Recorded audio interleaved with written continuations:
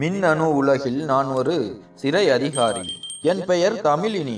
பொதுவாக எனக்கு இரவு பணிதான் அதிகம் இருக்கும். அந்த ஒரு இரவு என் வாழ்க்கையையே புரட்டி போட்டது. சிறையில் அடைக்கப்பட்டிருந்த ஒரு கைதி பெண் பிரசவ வேதனையில் துடித்து ஓர் அழகிய குழந்தையை பெற்றாள். அவள் அந்த சிசுவை பார்த்ததும், அம்மா, இந்த குழந்தையை நீங்களே எடுத்துக் கொள்ளுங்கள். என் குழந்தை இந்த கொடூரமான சிறையில் வளர வேண்டாம் என்று கெஞ்சினாள். குழந்தை பிறந்ததும் அதை தன்னுடன் வைத்திருக்க அவள் விரும்பவில்லை. எனக்கு திருமணமானாலும் குழந்தை பாக்கியம் இல்லாதிருந்ததால் ஒரு நொடி கூட நான் யோசிக்கவில்லை. யாருக்கும் தெரியாமல் அந்த குழந்தையை திருட்டுத்தனமாக வீட்டுக்கு எடுத்துச் சென்றேன். வீட்டில் என் கணவர் மதியழகன் அந்த குழந்தையின் முகத்தை பார்த்ததும் அழுது விட்டார். தமிழினி, நாம் இதை செய்யக்கூடாது. உடனே அந்த குழந்தையை அதன் தாயிடம் திருப்பி கொடுத்து விடு, இது நியாயமில்லை என்று வருத்தப்பட்டார். அவர் பேச்சை கேட்டு வேறு வழியின்றி நான் மீண்டும் சிறைக்கு திரும்பினேன். அங்கே நான் கண்ட காட்சி என் தலையில் இடி விழுந்தது போல இருந்தது. அந்த குழந்தையின் தாய் இறந்து விட்டாள். என் வாழ்க்கை ஒரு விசித்திரமான தொடர்கதை. என் இளமை, என் கன்னி பருவம், என் இந்த வயது, இவை எல்லாமே மற்ற பெண்களின் வாழ்க்கையில் இருந்து முற்றிலும் மாறுபட்டவை. என் இந்த கதைதான் இன்று உங்களிடம் சொல்ல போகிறேன். என் தாய் தாமரை மற்றும் தந்தை புகழேந்தி ஆகியோரின் வாழ்க்கை ஒரு அற்புத காதல் கதை. என் தந்தை தமிழ்நாட்டில் இருந்து தொழில் நிமித்தமாக இந்த கனடா வந்து இங்கே என் தாயை சந்தித்து இருவரும் காதலித்து திருமணம் செய்து கொண்டனர். என் தாய் இங்குள்ள மிக அழகான பெண்களில் ஒருவர். என் தாய் மிகுந்த செல்வந்தராக இருந்தார். இருவரின் ஜோடி வானத்து நிலவும் விண்மீனும் போல பொருந்தி இருந்தது. திருமணம் முடிந்து ஆரம்ப நாட்கள் சந்தோஷமாக சென்றன. முதல் கர்ப்பத்திலேயே என் தாய் இரட்டை பிள்ளைகளை சுமக்க தொடங்கினாள். நானும் என் அண்ணன் கதிரவனும் அவள் கருவறையில் வளர ஆரம்பித்தோம். எங்கள் பிறப்பு என் பெற்றோரின் மகிழ்ச்சியை வானளவ உயரச் செய்தது. அதன் பிறகு என் தந்தை தன் சொந்த ஊரான தமிழ்நாட்டுக்கு திரும்ப முடிவு செய்தார். நாங்கள் அனைவரும் நம் தாய் நாட்டுக்கு திரும்பி வந்தோம். ஆனால் எங்கள் குடும்பத்துக்கு இந்த மண்ணின் அதிர்ஷ்டம் இல்லை போலும். வந்த பிறகு என் தந்தை இங்கே ஒரு தொழிலை தொடங்கினார். ஆனால் நாளுக்கு நாள் நஷ்டம் மட்டுமே ஏற்பட்டது. இரவும் பகலும் அவர் உழைத்த அந்த உழைப்பும் மிக பெரிய நிதி இழப்பும் அவரை பழி கொண்டது. ஒரு நாள் என் தந்தைக்கு திடீரென மாரடைப்பு ஏற்பட்டு இந்த உலகை விட்டு பிரிந்தார். அப்போது என் அண்ணன் கதிரவனுக்கு வெறும் 6 மாதங்களே ஆகியிருந்தன. என் தந்தையின் மரணத்துக்கு பிறகு என் தாய்க்கு இங்கு ஆதரவாக யாருமே இல்லை. கணவரின் உறவுகளும் பெயர் அளவுக்கு மட்டுமே இருந்தன. எனவே என் தாய் கனடா திரும்பி போக முடிவு செய்தார்.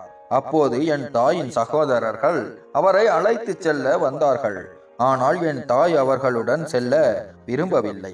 அவர் புறப்படும் கடைசி நிமிடத்தில் என் பாட்டி, இந்த குழந்தைகள் என் மகனின் கடைசி நினைவு, இவர்களை உன்னுடன் அனுப்ப முடியாது என்று சொல்லி எங்களை அவர் வசப்படுத்தி கொண்டார். என் தாயின் சகோதரர்களுக்கும் இது சரியாகப்பட்டது. இவள் இப்போது இளம் வயது பெண். குழந்தைகள் உடன் இருந்தால் அடுத்த திருமணத்தை பற்றி இவள் யோசிக்க மாட்டாள். அதனால் இவர்களை குடும்பத்திடமே விட்டு விடுங்கள் என்று சமாதானம் கூறினர். பின்னர் என் தாயும் என்னையும் என் அண்ணனையும் அழுதபடியே ஒருவரை ஒருவர் பிரிந்து தன் தாயகம் திரும்பினாள். நாங்கள் இருவரும் இங்கே பாட்டியின் கருணையை நம்பி விடப்பட்டோம். சில காலம் பாட்டியின் பராமரிப்பில் இருந்தோம். எனக்கு 5 வயது ஆனபோது பாட்டியும் எங்களை விட்டு பிரிந்து விட்டார். அதன் பிறகு நாங்கள் எங்கள் சித்தப்பா ரங்கன் மற்றும் சித்தி லீலா அவர்களின் கைகளில் சிக்கினோம். அன்றிலிருந்து எங்கள் வாழ்க்கை நரகமானது. குழந்தை பருவம் எங்களிடம் இருந்து முற்றிலும் பறிபோனது. வீட்டில் உள்ள மற்ற குழந்தைகள் மகிழ்ச்சியாக ஓடி ஆடி விளையாடுவதை நாங்கள் இருவரும் ஏங்கும் கண்களால் மட்டுமே பார்க்க முடிந்தது. விளையாட எங்களுக்கு அனுமதி இல்லை. நான் மிக விரைவில் வீட்டின் வேலைகளிலும் பொறுப்புகளிலும் சிக்கிக் கொண்டேன். ஆனால் அண்ணன் கதிரவன் என் சொல் கேட்க மாட்டான். சில சமயங்களில் மற்ற குழந்தைகள் விளையாடுவதை பார்த்து தானும் அவர்களுடன் சேர்ந்து விளையாட போய்விடுவான். உடனே சித்தப்பாவின் காலணி காற்றின் வேகத்தில் அண்ணனின் தலையை நோக்கி வரும். சரியாக குறிவைத்து அவன் தலையில் தொப்பென்று விழும். அவன் உணர்வுக்கு திரும்பி வர 10 நிமிடங்கள் எடுக்கும். இதையெல்லாம் பார்க்கும் நான் பயந்து நடுங்கி அண்ணனும் நானும் ஒரு மூலையில் உட்கார்ந்து விடுவோம். இப்படித்தான் எங்கள் குழந்தை பருவம் கடந்தது. உடுத்த பழைய உடைகள் கூட அண்ணனுக்கு அருகில் இருந்த வீடுகளில் இருந்த பையன்களின் பழைய ஆடைகள் தான் கிடைத்தன. சித்தப்பாவுக்கும் சித்திக்கும் ஒரு மகன் பிறந்தான். அவன் சிறு வயதிலேயே இறந்து விட்டான். அவர்களுக்கு ஒரு மகள் இருந்தாள். அவர்கள் இன்னொரு பையனையும் தத்தெடுத்தனர். ஆனால் அவனும் 10-12 வயதில் தன் தந்தையிடம் திரும்பி சென்று விட்டான். நாங்கள் இருவரும் இப்போது இளம் வயதை நெருங்கிக் கொண்டிருந்தோம். எங்களுடன் ஏறக்குறைய அதே வயதில் சித்தியின் மகள் இருந்தாள். ஒரு மகனை இழந்த சோகத்தில் சித்தி ஆழ்ந்திருந்தாலும் வெகு விரைவிலேயே சுதாரித்து கொண்டாள். அப்போது அவள் மனதில் ஒரு யோசனை தோன்றியது. திடீரென்று சித்தப்பாவும் சித்தியும் என் அண்ணன் கதிரவன் மீது பாசத்தை காட்ட ஆரம்பித்தனர். அதற்கு முக்கிய காரணம், அவர்களுக்கு வயதாகிவிட்டால் தங்கள் எதிர்காலத்துக்கு ஒரு பாதுகாப்பு தேவை என்று அவர்கள் கருதினர். அண்ணன் மீது திடீர் பாசம் காட்ட காரணம் அதுதான். எங்களை வளர்க்க ஆரம்பித்தனர். பள்ளியில் நிறுத்திவிட்ட எங்களை மீண்டும் படிக்க வைத்தனர். நாங்களும் மனது வைத்து படிக்க ஆரம்பித்தோம். எங்கள் தாய் மின்னணு உலகமான கனடாவில் அழகான பெண் என்பதால் நாங்கள் இருவரும் இங்கே உள்ள உறவினர்களை விட முற்றிலும் வித்தியாசமாகவும் அழகாகவும் இருந்தோம். இப்போது எங்கள் மதிப்பு மெல்ல மெல்ல உயர ஆரம்பித்தது. என் அண்ணனை அவர்கள் மிக நன்றாக கவனித்துக் கொள்ள ஆரம்பித்தனர். அண்ணன் அவர்களுடன் அதிக நெருக்கம் காட்டி பேச ஆரம்பித்தான். இதனால் நான் தனிமையாக உணர தொடங்கினேன். நாளுக்கு நாள் என் மனம் சோகத்தில் மூழ்கியது. என் நிலைமை இன்னும் ஒரு வேலைக்காரியைப் போலவே இருந்தது. கல்லூரியிலிருந்து வீட்டுக்கு வந்ததும் எல்லா வேலைகளையும் என் தலையில் போட்டு விடுவார்கள். வேலை முடித்து வரும் களைப்பினால் அடுத்த நாள் கல்லூரிக்கு போகவே என் மனம் விரும்பாது. அதனால் நான் படிப்பை நிறுத்திவிட்டு வீட்டிலேயே வேலை செய்ய முடிவெடுத்தேன். இதில் யாருக்கும் எந்த ஆட்சேபனையும் இல்லை. என் அத்தை மகள் ஒரு பையனுடன் பழகி கொண்டிருந்தாள். அவர்கள் இருவரும் ஒன்றாக செல்வது, வருவது, சாப்பிடுவது, சுற்றுவது என்று இருந்தனர். நாங்கள் இருவரும் நிறைய துயரங்களை பார்த்தோம். ஆனால் என் வாழ்க்கையில் இன்றும் அதே நிலைதான் நீடித்தது.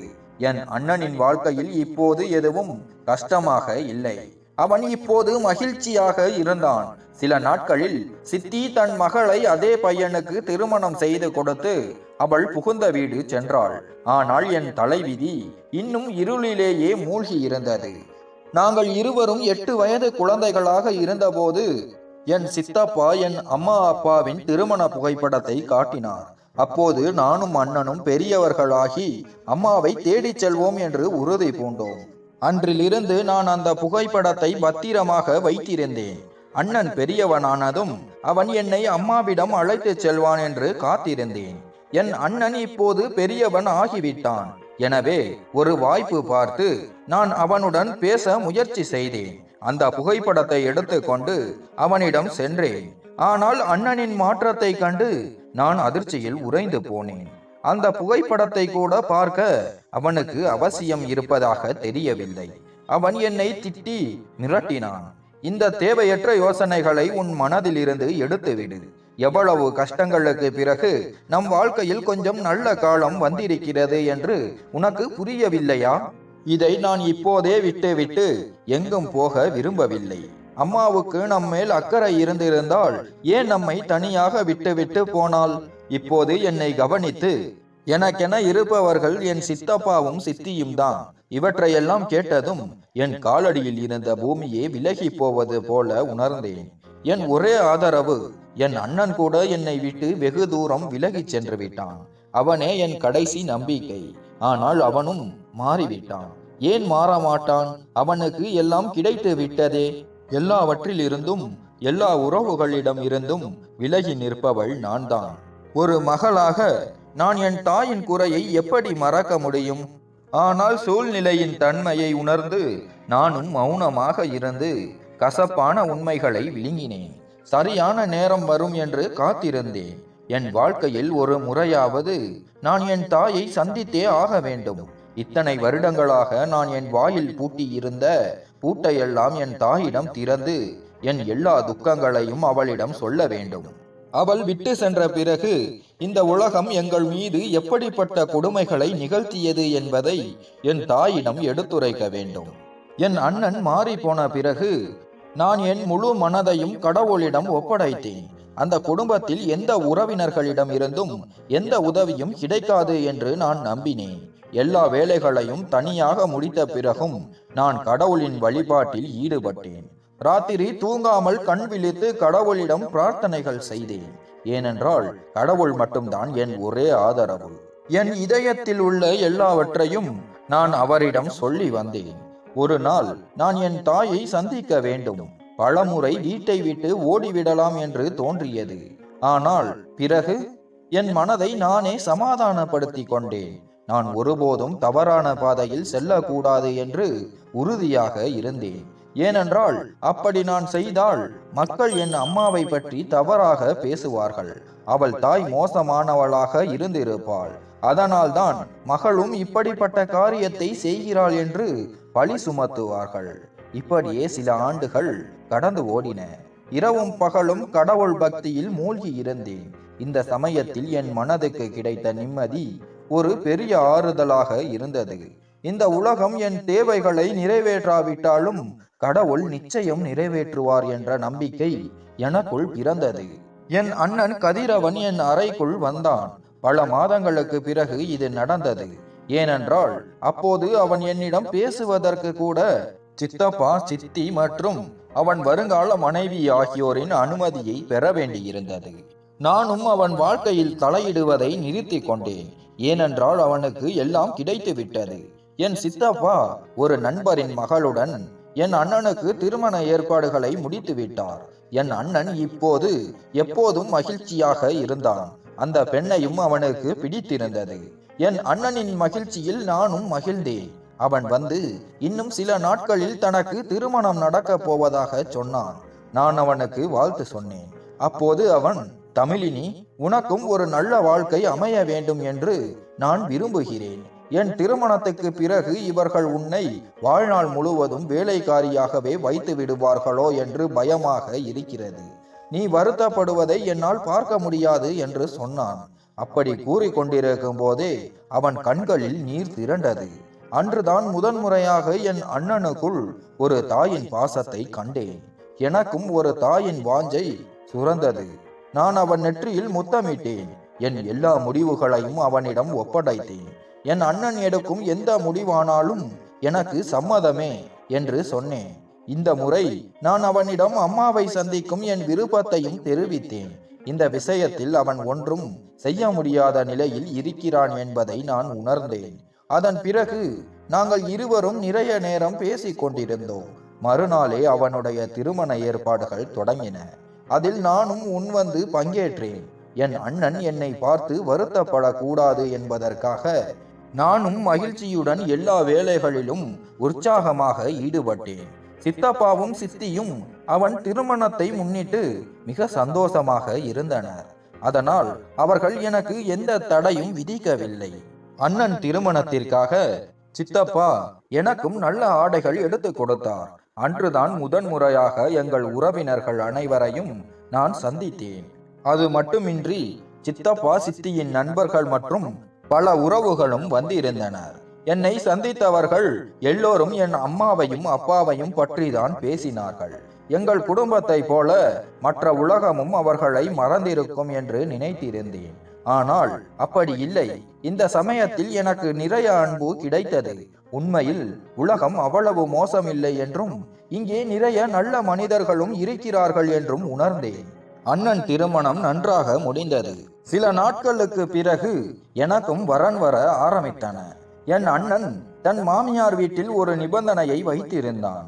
என் தங்கைக்கு வரும் எந்த வரனையும் அவள் மட்டுமே விரும்பி தேர்ந்தெடுக்க வேண்டும்.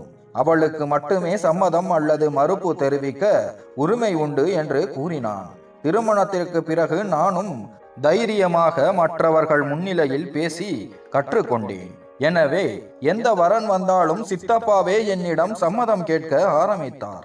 நான் இதுவரை 4 வரன்களை மறுத்து இருந்தேன். இப்போது 5வது வரன் வரவிருந்தது.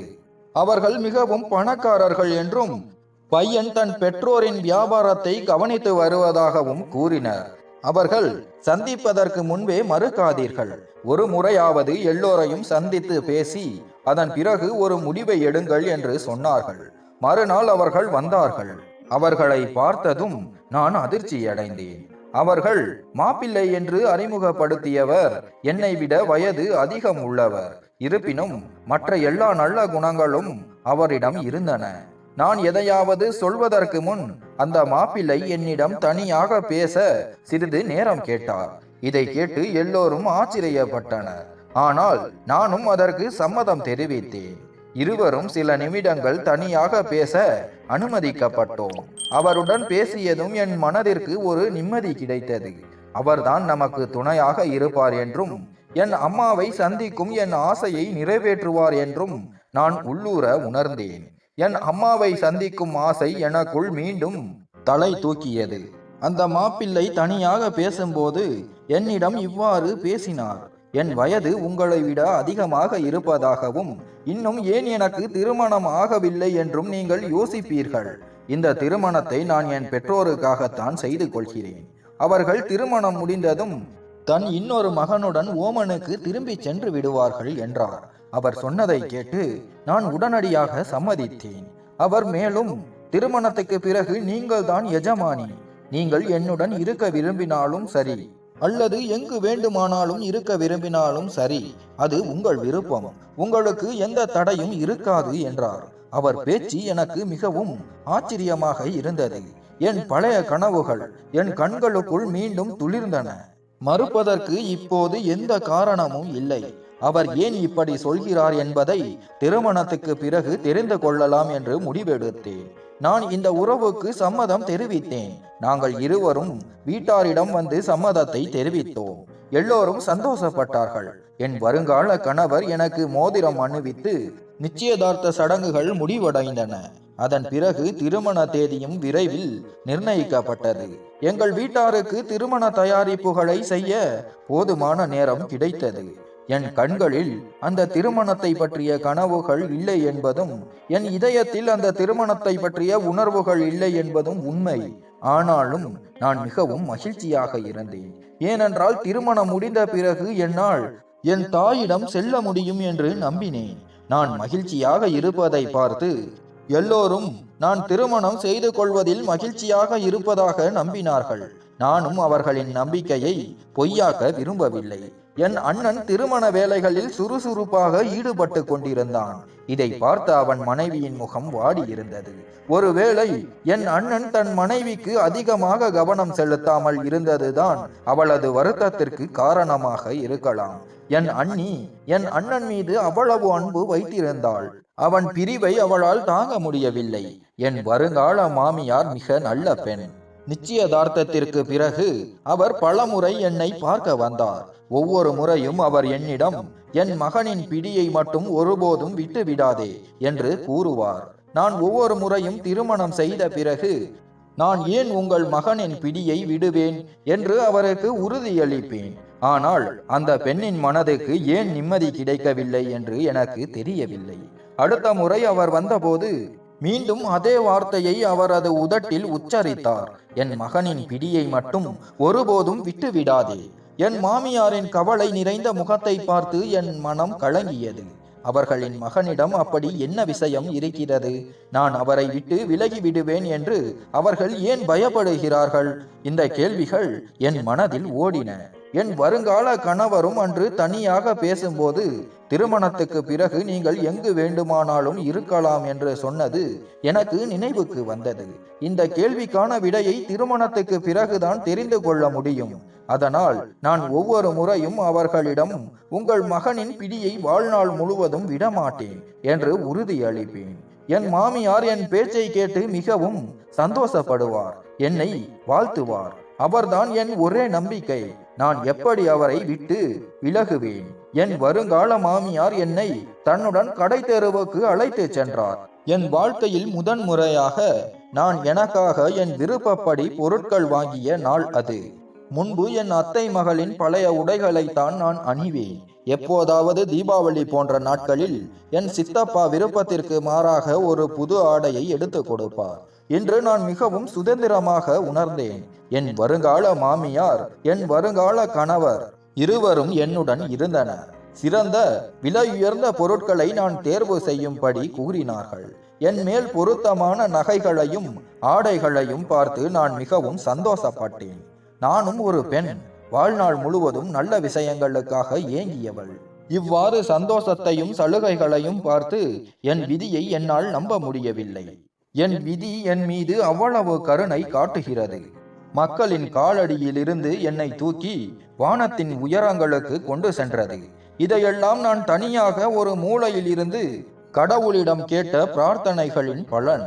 இனியும் நான் என் கடவுளிடம் இருந்து நிறைய எதிர்பார்க்கிறேன். ஷாப்பிங் முடிந்து வீடு திரும்பிய போது என் சித்தப்பாவும் என் அத்தை மகளும் இவ்வளவு பொருட்களை பார்த்து திகைத்து போனார்கள். அவ்வளவு விலை உயர்ந்தவை. அவர்கள் கூட ஒருபோதும் அப்படிப்பட்ட ஆடைகளை அணிந்ததில்லை. அவர்களின் தயவில் வளர்ந்த எனக்கு இவ்வளவு வசதிகளா என்று அவர்கள் ஆச்சரியப்பட்டனர். நாள் முழுவதும் ஷாப்பிங் செய்து நான் மிகவும் களைத்திருந்தேன்.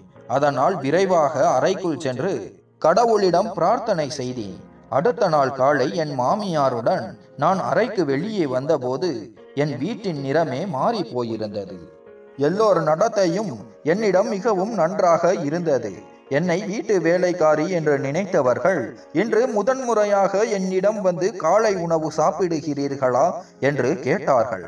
எனக்கு மிகவும் குழப்பமாக இருந்தது. இது எல்லாமே பணத்தின் சக்தி என்று நான் புரிந்து கொண்டேன். என் தாயும் தந்தையும் என்னுடன் இருந்திருக்க வேண்டும். எங்கள் வாழ்க்கையும் மகிழ்ச்சியாக இருந்திருக்கும்.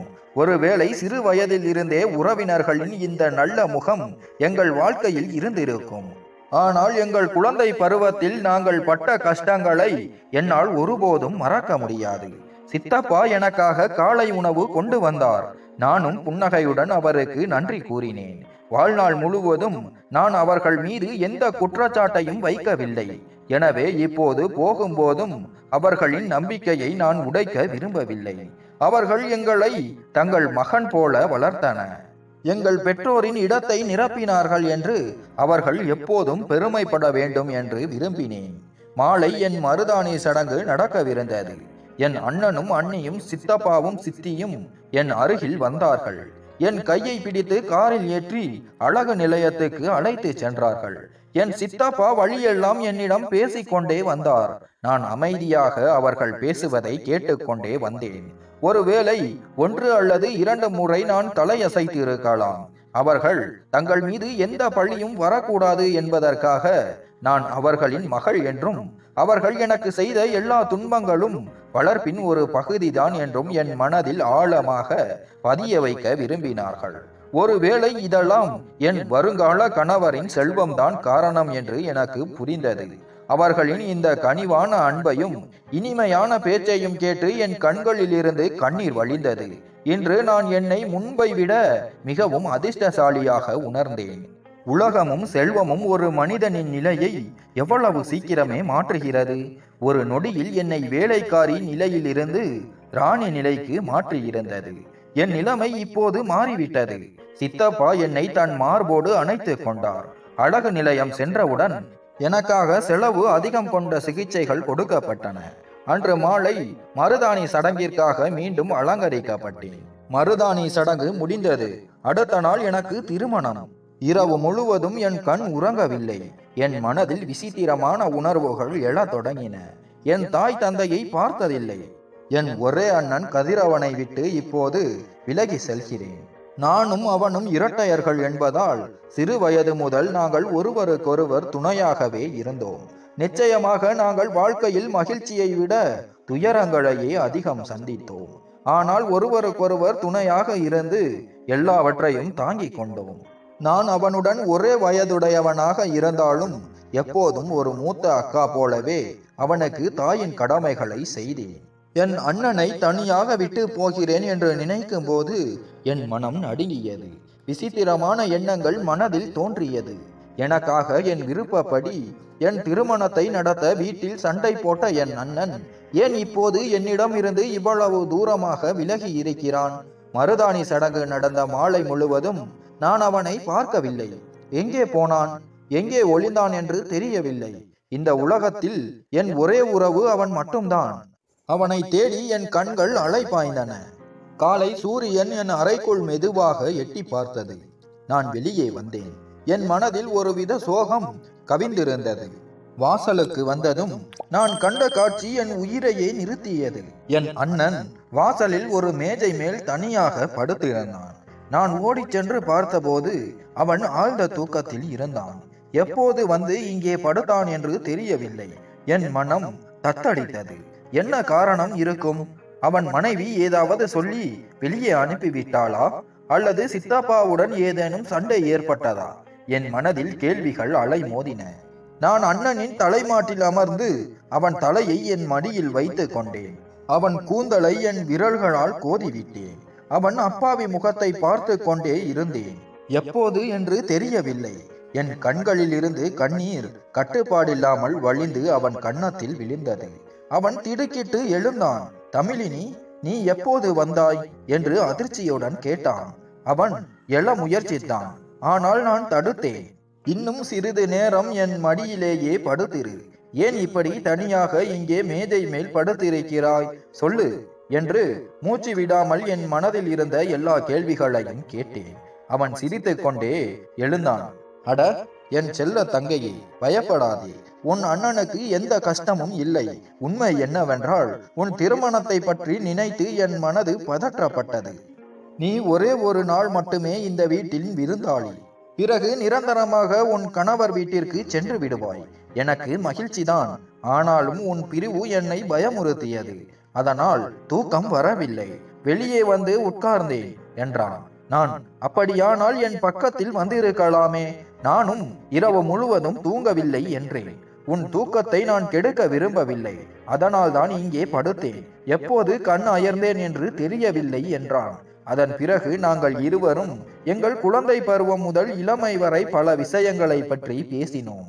எங்கள் துயரங்களை நினைத்து சில நேரம் சிரித்தோம், சில நேரம் அழுதோம். சிறிது நேரத்தில் என் அண்ணி சித்ரா காலை உணவு தட்டோடு எங்களை நோக்கி வருவதை பார்த்தோம். அவளை பார்த்ததும் நாங்கள் இருவரும் எங்கள் கண்ணீரை துடைத்து நிலைமையை கட்டுக்குள் கொண்டு வந்தோம். நாங்கள் இருவரும் ஒருவரை ஒருவர் பார்த்து சிரித்தோம். பிறகு நாங்கள் மூவரும் சேர்ந்து காலை உணவை சாப்பிட்டோம். உணவு முடிந்தவுடன் சித்தப்பா விரைவாக வந்தார். இன்று என் திருமண நாள். ஆயிரக்கணக்கான வேலைகள் செய்ய வேண்டியிருந்தது. என் முகத்தை பார்த்த சித்தப்பா என் உள்ளத்தில் சோகத்தை படித்தார். தமிழினி, எனக்கு தெரிந்து நீ இரவு முழுவதும் தூங்கவில்லை என்று நினைக்கிறேன் என்றார். அவர் கேள்விக்கு பதில் சொல்ல முடியாமல் நான் அமைதியாக தலை குனிந்தேன். சித்தப்பா, சரியம்மா, நீ போய் கொஞ்சம் ஓய்வெடு. இப்படி வாடிய முகம் திருமண பெண்ணுக்கு நல்லதல்ல என்று சொல்லி என்னை என் அறைக்கு அனுப்பினார். நான் தூங்க ஆரம்பித்தேன். எவ்வளவு நேரம் தூங்கினேன் என்று தெரியவில்லை. யாரோ வரும் சத்தம் கேட்டு என் கண் விழித்தது. கண்களை திறந்த சன்னல் வழியே பார்த்தபோது மாலை 4 மணி ஆகியிருந்தது. இவ்வளவு நேரம் தூங்கினேனா என்று ஆச்சரியப்பட்டு ஓடி சென்று கதவை திறந்தேன். கதவருகே சித்தப்பா ஒரு பெரிய பையுடன் நின்று கொண்டிருந்தார். அவருக்கு பின்னால் 3-4 பெண்கள் இருந்தார்கள். அவர்கள் என்னை அலங்காரம் செய்ய அழகு நிலையத்திலிருந்து வந்தவர்கள் போல தெரிந்தது. சித்தப்பா என்னை பார்த்து சீக்கிரம் குளித்துவிட்டு உடையை மாற்றிக்கொள் என்றார். அழகு நிலைய பெண்கள் என்னை தயார் செய்ய ஆரம்பித்த போது கண்ணாடியில் என்னை பார்த்தேன். நான் தான் இவளா என்று என்னால் நம்ப முடியவில்லை. நான் மிக அழகாக இருந்தேன். தரையில் உள்ள சந்திரன் போல பிரகாசித்தேன். இதற்கெல்லாம் என் தாயின் அழகுதான் காரணம். ஏனெனில் நான் என் தாயின் சாயலில் இருந்தேன். இன்று என் தாயை சந்தித்து அவர் ஆசீர்வாதம் பெற வேண்டும் என்று என் மனம் ஏங்கியது. நேரம் கடந்தது. என் திருமணம் நடக்கவிருந்தது. எங்கள் உறவில் யாருக்கும் இப்படிப்பட்ட ஆடம்பர திருமணம் நடந்ததில்லை.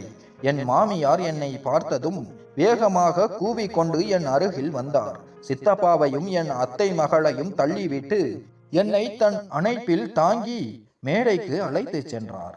மேடையை அடைந்தவுடன் என் கணவர் அகிலன் என்னை வரவேற்க காத்து நின்றிருந்தார். அதன் பிறகு எங்கள் திருமணம் ஒரு மண்டபத்தில் நடந்தது. கண்ணீருடன் நான் என் கணவரின் காரில் ஏறி சென்றேன். மாமியார் வீடு ஒரு அரண்மனை போல இருந்தது. வீடு முழுவதும் பூக்களால் அலங்கரிக்கப்பட்டிருந்தது. என் மாமியார் என்னை தங்கள் அறைக்குள் அழைத்து சென்றார். அங்கே என் படுக்கை முழுவதும் பூக்களால் அலங்கரிக்கப்பட்டிருந்தது. என் காலடியில் எல்லாம் பூக்களே சிதறி கிடந்தன. எனக்கு ரோஜா பூக்கள் மிகவும் பிடிக்கும். ஆனால் இவ்வளவு ரோஜா பூக்களை என் மீது என் விதி வாரி இறைக்கும் என்று நான் கனவிலும் கூட நினைக்கவில்லை. என் மாமியார் என்னை படுக்கையில் அமர வைத்து இப்போது உன் கணவனை அனுப்புகிறேன் என்று சொல்லிவிட்டு வெளியே சென்றார். நான் சிறிது நேரம் அந்த அறையை பார்த்து கொண்டே இருந்தேன். என் கணவர் அறைக்குள் வந்து என்னை வரவேற்றார். ஒரு புறம் ஒருவித அன்புணர்வு, மற்றொரு புறம் பயம். இப்படிப்பட்ட கவலையான உணர்வுகளுடன் நான் இருந்தேன்.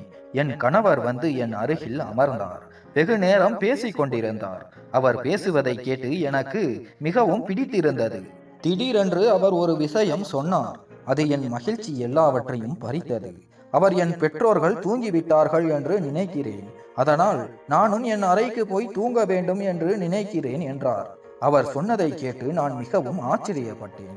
ஆனால் அவரிடம் எதுவும் கேட்க எனக்கு துணிவு இல்லை. நான் அவரை ஒரு கேள்விக்குறியுடன் பார்த்தேன். என் பார்வையின் அர்த்தத்தை புரிந்து கொண்ட அவர், நான் ஏற்கனவே உன்னிடம் சொன்னேன், இந்த திருமணத்தை நான் என் பெற்றோருக்காக மட்டும்தான் செய்து கொண்டேன். என் தரப்பிலிருந்து நான் உன் மீது எந்த உரிமையையும் கொண்டாட மாட்டேன். நீயும் என் மீது எந்த உரிமையும் வைக்க கூடாது. ஆனால் என் சொத்து, பணம் எல்லாவற்றையும் நீ பயன்படுத்திக் கொள்ளலாம். என்னை தவிர இந்த வீட்டில் உள்ள எல்லாவற்றிற்கும் நீதான் சொந்தக்காரி என்று கூறிவிட்டு அறையிலிருந்து வெளியே சென்று விட்டார். நான் அங்கேயே தனியாக அமர்ந்திருந்தேன். சிறிது நேரத்திற்கு முன்பு வரை என் வாழ்க்கையை பற்றி நான் பெருமைப்பட்டேன். ஆனால் என் கணவரின் இந்த வார்த்தைகள் மீண்டும் என்னை ஒரு குறையுள்ளவளாக ஆக்கிவிட்டது. அவர் அப்படி சொன்னதற்கான காரணம் எனக்கு தெரியாது. ஆனாலும் இப்போது நான் இந்த வீட்டில்தான் வாழ வேண்டும். அவர் சொன்ன ரகசியத்தை நானும் ஒரு ரகசியமாகவே வைத்திருக்க விரும்பினேன். இந்த ரகசியம் வெளியே தெரிந்தால் அது என் வாழ்க்கையில் ஏற்படுத்தியதை விட அவர் வாழ்க்கையில் பெரிய பாதிப்பை ஏற்படுத்தும் என்று நினைத்தேன். நான் மௌனமே சிறந்தது என்று தீர்மானித்தேன். என் கணவரின் தூரத்தை என் இதயத்தில் ஒரு ரகசியமாக புதைத்தேன். அடுத்த நாள் காலையில் என் மாமனாரும் மாமியாரும் விழிக்கும் முன் நான் எழுந்தேன். என் கணவர் இரவு என்னுடன் தூங்கவில்லை என்ற விஷயம் அவர்களுக்கு தெரியாமல் இருக்க வேண்டும் என்று விரும்பினேன். அதிகாலையில் எழுந்து உடையை மாற்றிக்கொண்டு நான் சாதாரணமாக இருந்தேன். என் மாமியார் வந்து, உன் கணவர் எங்கே என்று கேட்டார். நான் அவரிடம், அவருக்கு இரவு சரியாக தூக்கம் வரவில்லை, அதனால் காலையில் நான் அவரை இன்னொரு அறையில் ஓய்வெடுக்க போகும்படி அனுப்பினேன் என்று பொய் சொன்னேன். என் மாமியார் நான் என் மகனை கவனித்துக் கொள்கிறேன் என்று நினைத்து மிகவும் மகிழ்ச்சியடைந்தார். என்னை பாராட்டினார். அப்போது என் கணவரும் அறைக்குள் வந்தார். மாமியாரை பார்த்ததும் அவர் பதற்றப்பட்டார். தான் வேறு அறையில் தூங்கியது அவர்களுக்கு தெரியுமோ என்று பயந்தார். ஆனால் அவர் பதற்றத்தை கண்ட நான், அவர் எதுவும் கேட்பதற்கு முன்பே, நான் அம்மாவை உங்களுக்காக பார்த்துக் கொள்வேன், இரவு உங்களுக்கு தூக்கம் வரவில்லை என்று சொன்னேன், அதனால் காலையில் வேறு அறையில் தூங்க போனீர்கள் என்று சொன்னேன் என்று விஷயத்தை சமாளித்தேன். அவர் சிரித்துக்கொண்டே என்னை பார்த்தார். அதன் பிறகு என் மாமியார் எங்களிடம் சீக்கிரம் வெளியே வந்து காலை உணவு சாப்பிடச் சொன்னார். நாங்கள் இருவரும் காலை உணவு மேசைக்கு சென்றபோது அவர்கள் ஓமனுக்கு திரும்பி செல்ல போவதாக சொன்னார்கள். அவர்கள் கிளம்புவதாக கேட்டதும் நான் சற்று வருத்தப்பட்டேன். அவர்கள், நாங்கள் ஆரம்பத்தில் இருந்தே அங்கேதான் இருந்தோம். இங்கே உன் கணவர் வியாபாரத்தை கவனித்துக் கொள்கிறார். அதனால்தான் நான் இந்த திருமணத்தை பற்றி மிகவும் கவலைப்பட்டேன். இப்போது நீ வந்து விட்டாய், அதனால் இந்த கவலையும் முடிந்தது என்றார்கள். காலை உணவுக்கு பிறகு அவர்கள் தங்கள் பயண பொருட்களை பேக் செய்ய தொடங்கினார்கள். அன்று முழுவதும் நான் என் மாமியாருக்கு உதவிகள் செய்தேன். அன்று மாலை அவர்கள் புறப்பட்டு சென்றார்கள். அவர்கள் போன பிறகு வீட்டில் நான் மிகவும் தனிமையாக உணர்ந்தேன். ஏனென்றால் என் கணவரின் நடத்தை முற்றிலும் மாறியிருந்தது. முதல் இரவு முதல் அவர் என்னிடம் இருந்து விலகியே இருந்தார்.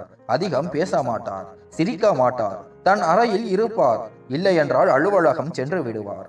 நாங்களும் சந்தித்துக் கொள்வது காலை உணவு மற்றும் இரவு உணவு நேரங்களில் மட்டுமே. திருமணம் முடிந்து ஒரு வாரம் கழித்து என் சித்தப்பாவும் என் அண்ணனும் என் அத்தை மகளும் என்னை பார்க்க வந்தார்கள். என் கணவர் அந்த நேரத்தில் அலுவலகம் சென்றிருந்தார். என் அத்தை மகள் ஹனிமூனுக்கு எங்கே போறீர்கள் என்று கேட்டபோது என் மனதில் ஒரு யோசனை தோன்றியது. என் அம்மா இருக்கும் மின்னணு உலகுக்கு கனடா அழைத்து செல்லும்படி என் கணவரிடம் கேட்போம். மாலை என் கணவர் அகிலன் திரும்பி வரும் வரை ஆவலுடன் காத்திருந்தேன். அவர் வந்ததும், என் அத்தை மகள் ஹனிமூனுக்கு எங்கே போகிறோம் என்று கேட்டாள். நீங்கள் என்னை கனடாவுக்கு அழைத்து செல்ல வேண்டும் என்று நான் விரும்புகிறேன் என்று என் ஆசையை தெரிவித்தேன்.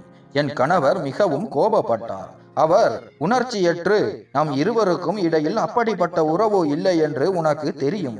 அப்படி இருக்க இது என்ன தேனிலவு? இப்போது நீ கனடா செல்ல விரும்பினால் நான் உனக்கு ஏற்பாடு செய்து தருகிறேன். நீ தனியாக போகலாம் என்றார். நான் இதற்கு முன் தனியாக போனதில்லை.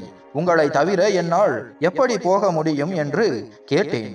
அதற்கு அவர், உன் வாழ்க்கை என்னுடன் இப்படித்தான் இருக்கும். உன் ஒவ்வொரு தேவையையும் ஒவ்வொரு செயலையும் நீ தனியாகவே தான் செய்ய வேண்டியிருக்கும்.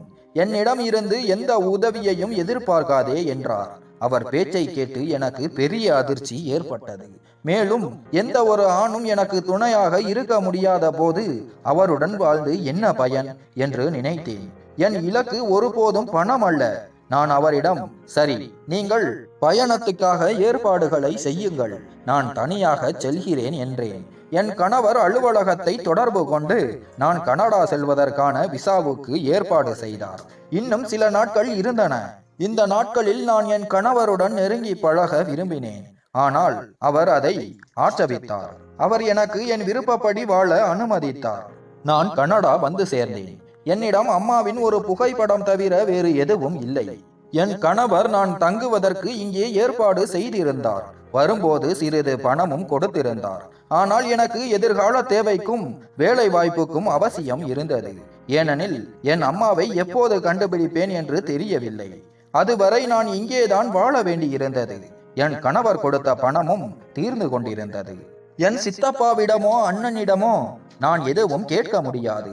ஏனெனில் நான் கனடா வந்ததை அவர்கள் விரும்பவில்லை. ஆனாலும் நான் வந்து விட்டேன்.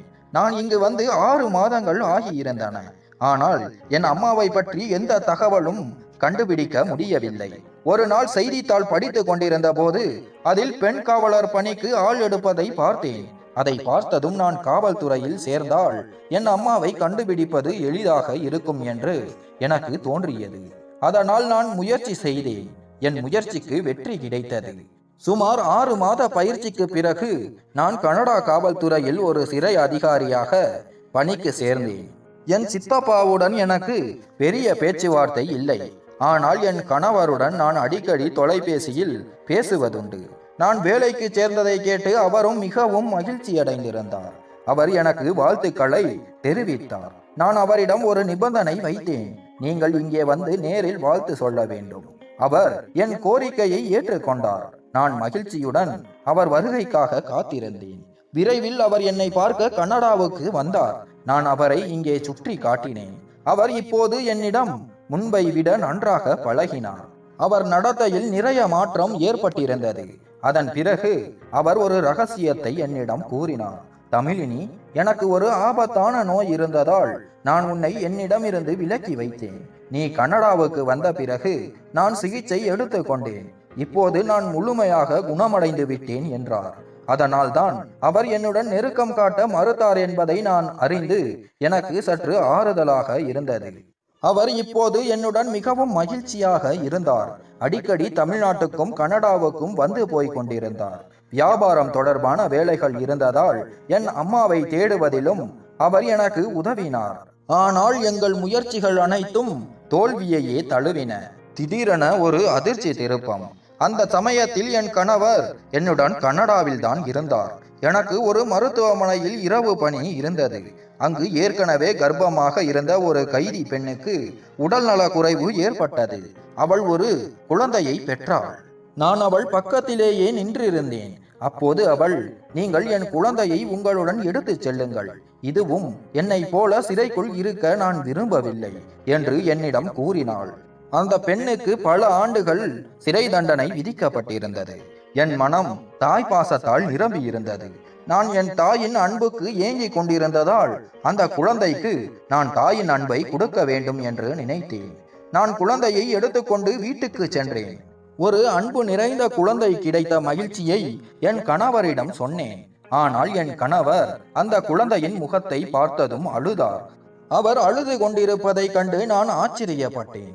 நான் காரணம் கேட்டபோது அவர், நானும் என் பெற்றோரிடம் இப்படித்தான் வந்து சேர்ந்தேன். அவர்கள் என்னை பாசத்தோடு வளர்த்தார்கள். ஆனால் தன் சொந்த குழந்தைகளோடு தான் இருப்பார்கள். நான் என் வாழ்க்கையில் தனியாக தவிக்கிறேன். அதுபோல இன்னொரு குழந்தை தனியாக இருக்க நான் விரும்பவில்லை. அதனால் நீ போ, அந்த குழந்தையை அதன் தாயிடம் கொடுத்து விடு. சிறைக்குள் இருந்தாலும் தாயின் அரவணைப்பில் இருக்குமே என்றார்.